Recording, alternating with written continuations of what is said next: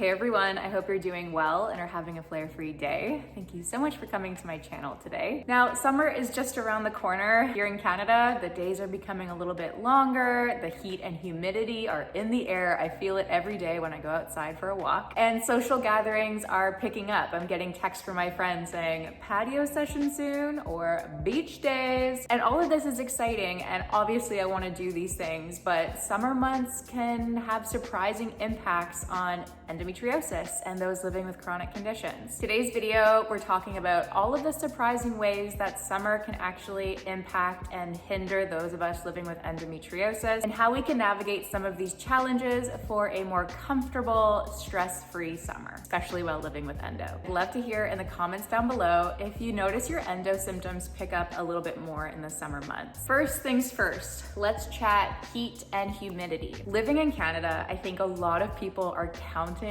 the calendar days on when heat and summer and sunshine are at our doorsteps and we don't see any snow for miles. When it comes to heat and humidity, these two things can exacerbate or make symptoms of endometriosis like fatigue, bloating, and pain a little bit worse. When our bodies are exposed to higher temperatures, our blood vessels naturally dilate or expand. Because the blood vessels have expanded or become larger, there's an increase in blood flow throughout the body. Now, this may seem great and wonderful, but sometimes this can lead to increased inflammation.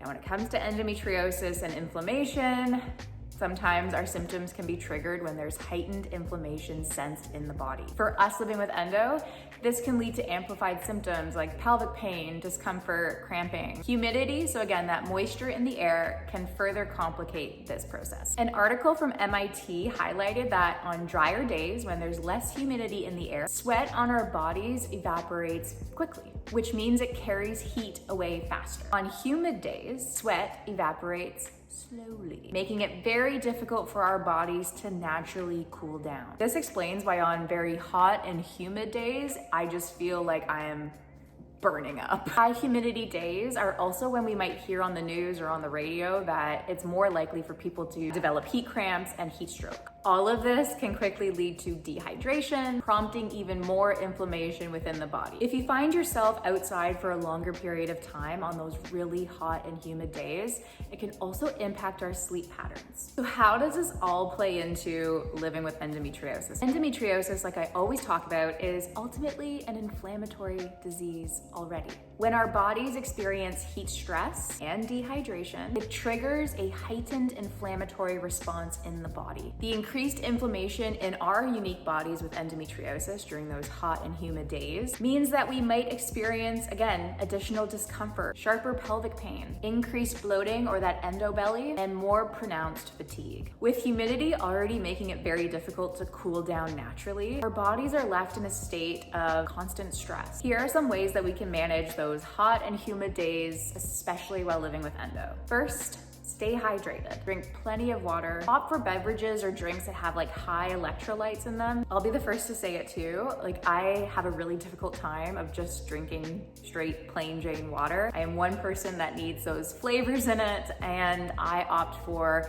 slicing some lemon and putting it in the water, or mixing in other flavors to just have a little bit more fun while drinking my water. Next, on hot and humid days, it's really important to pick our clothing wisely. Choose loose-fitting clothing, especially to avoid additional pain and discomfort around our abdomen. Breathable fabrics like linen or cotton are best. Around my abdomen and on my thighs is where I personally feel a lot of cramping and discomfort when it comes to my endo symptoms. So when it comes to my bottom choice, I opt for not high-waisted actually, because I find the high-waisted hits at a certain point that I feel like I'm just getting cut off at a certain angle and it just doesn't make my tummy feel good. I opt for a pant that has a looser waist, or leggings. So I'm wearing leggings right now, but they're not tight. They're not like stuck to my leg that I can't breathe or move properly. They don't feel compressed. I have those types of leggings that are very breathable, not really tight on my abdomen. Because again, wearing tight clothing generally just brings me discomfort. It can also cause chafing, which can not be fun, especially on those hot and humid humid days. And bloating and pelvic pain, like I mentioned, can just be irritated even more. Listen to you and your body of what feels good clothing wise. Sometimes there's like Pinterest boards or social media that have really cute outfits and you really want to wear them, but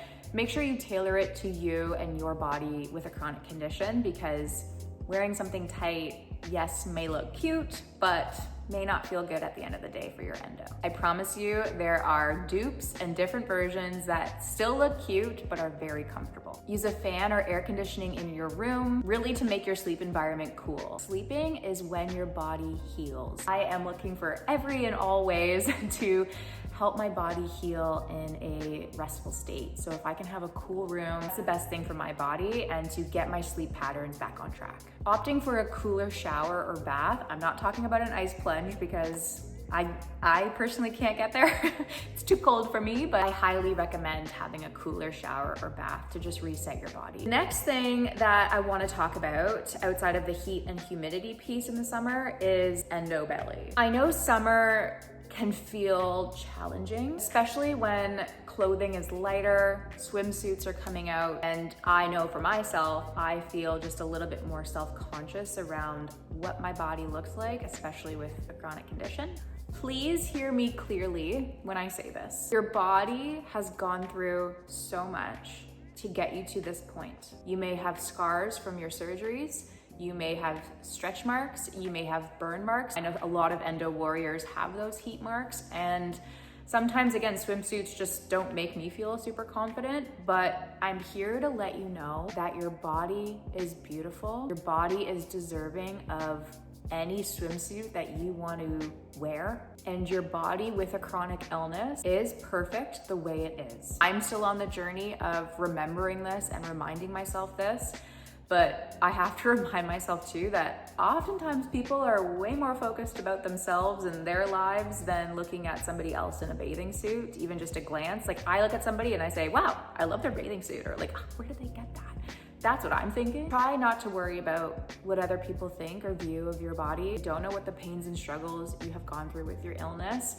And so summertime, if you're feeling good that day and you want to go to the beach and you want to wear whatever you want to wear, you wear whatever you want to wear. I also want to say too here that endo belly is something to not be ashamed of. It's your body's way of signaling that it's working hard and it's managing a difficult condition. Your worth is not defined by how flat your stomach is. As much as beauty standards and society want to jam that down our throats, if that's what it matters, it doesn't. Your worth is not defined by how you look in photos or by anyone's unrealistic expectations of what your body should look like. Okay, now let's talk about social gatherings, especially as they pick up in the summer months. Living with endometriosis, summer gatherings can bring a hidden pressure that we often may not talk openly about to our friends and family. Summers often mean barbecues, weddings, family reunions, you name it. So many social gatherings are happening. Here are some ways that we can navigate those social gatherings that come up. Be upfront with friends. If you can tell them gently ahead of time, hey, I'd love to come, but I might dip early, or take a break away from the crowd if my symptoms start to act up. Real friends get it,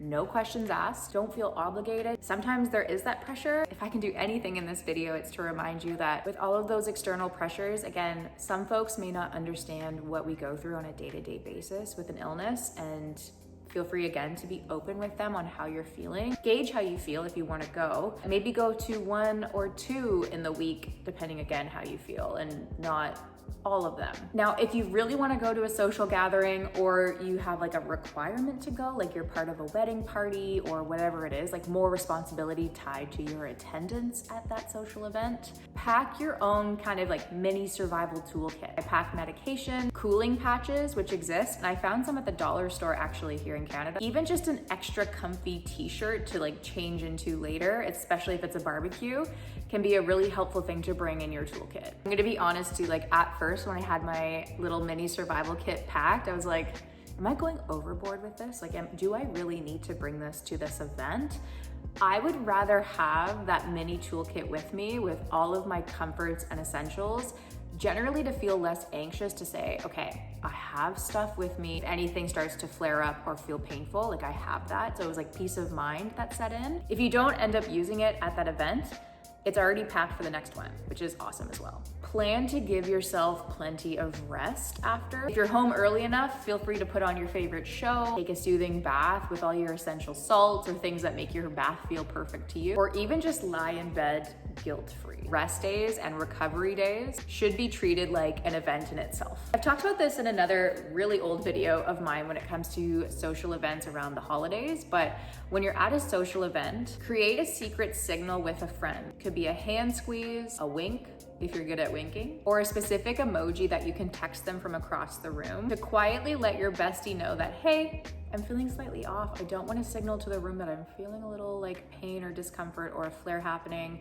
It signals to them ahead of time that if I send you this, I'm feeling something or I'm feeling off and I'm going to probably disappear for the night. So if anyone asks where I went, just you can let them know that I was feeling a little off and I didn't want to raise attention to myself. Final thing I'll say on the social gatherings piece is to take a mini break. Have some water, stand in the shade, or just cool off a little bit. You can also bring cooling wipes with you in your mini toolkit, or simply just take some deep breaths. Going out of the house with a chronic condition is stressful in and of itself. So if you just like step away and go, take some deep breaths in. It's okay to just take a second and just come down from all of the thoughts and anxieties that are often flowing through our brains on a social event. Okay, let's talk about travel in the summer and the impact it can have on endo. I know myself that in the summer, I'm often away from my home. I'm away sometimes from my own little city, or even sometimes out of the country if I'm lucky enough for Nick to take me to Italy. Come on, man, take me to Italy, please. Summer often brings us away from our comforts, away from the things that we love, and make us feel in routine, especially around our medication schedule, our comfy beds. Our comforts are here when it comes to getting ready for a flare-up. It can feel a little bit unsettling to try and manage our endo when we're outside of those comforts. While traveling, I have noticed that water-based activities has really helped soothe any pains and discomforts that I have while traveling. Gentle water-based activities, like I'm not talking about tubing or water skiing, like those are fun and take them on when you feel good with your chronic condition. I'm talking about like gently walking into the water or the pool that you are around on your travel, floating in the pool, gentle swimming, and all have a soothing impact on inflammation in the body. It's also a natural way to cool down our bodies on those hot days. I like to look up where my Airbnb is or my hotel and see the local comforts that are potentially around me in that location. I check for pharmacies around me. I check for markets that may have more whole foods. I check for restaurants ahead of time and just say like, oh, this place has a cool salad or something anti-inflammatory to help me on days where I may not feel very good. Knowing where necessities are outside of your comfort zone can again provide that peace of mind as well as that additional support while away from our home. Those are some ways that endo can be impacted by the summer months and how we can navigate them more effectively and calmly to enjoy the heat and humidity and summer days that are just around the corner. I would love to hear in the comments down below if you have any other tips and tricks to thrive with endo during the summer months. Feel free to let me know if you're going to any cool spots in the summer or have any fun summer adventures. I would love to hear them in the comments. Can't wait to talk to you on the next one. Bye.